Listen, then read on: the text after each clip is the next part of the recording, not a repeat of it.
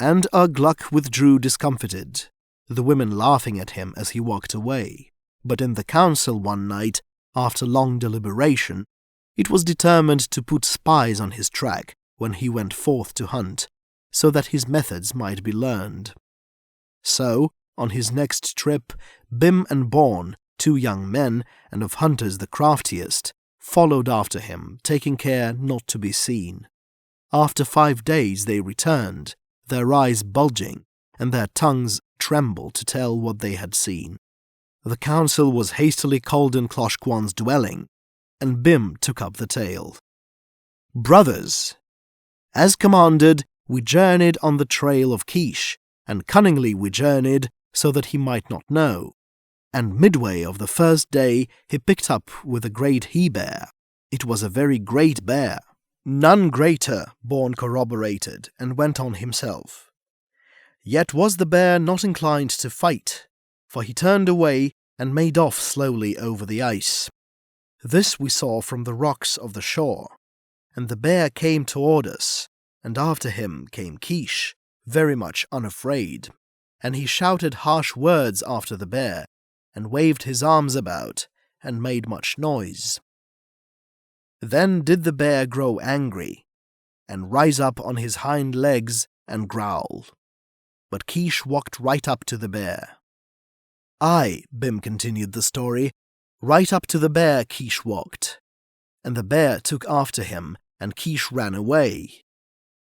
But as he ran, he dropped a little round ball on the ice, and the bear stopped and smelled of it, then swallowed it up.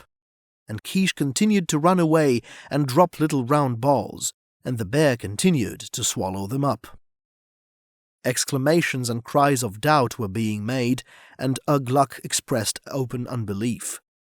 With our own eyes we saw it, Bim affirmed. And Born, aye, with our own eyes.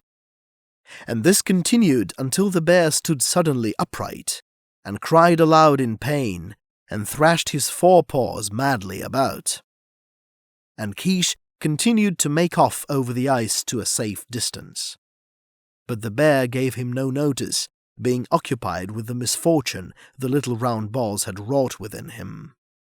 Aye, within him, Bim interrupted, for he did claw it himself, and leap about over the ice like a playful puppy, save from the way he growled and squealed it was plain it was not play but pain. Never did I see such a sight. Nay, never was such a sight seen. Born took up the strain, and furthermore it was such a large bear. Witchcraft, Gluck suggested. I know not, Born replied. I tell only of what my eyes beheld. And after a while the bear grew weak and tired, for he was very heavy, and he had jumped about with exceeding violence, and he went off along the shore ice, shaking his head slowly from side to side, and sitting down ever and again to squeal and cry. And Keesh followed after the bear, and we followed after Keesh, and for that day and 3 days more we followed. The bear grew weak, and never ceased crying from his pain.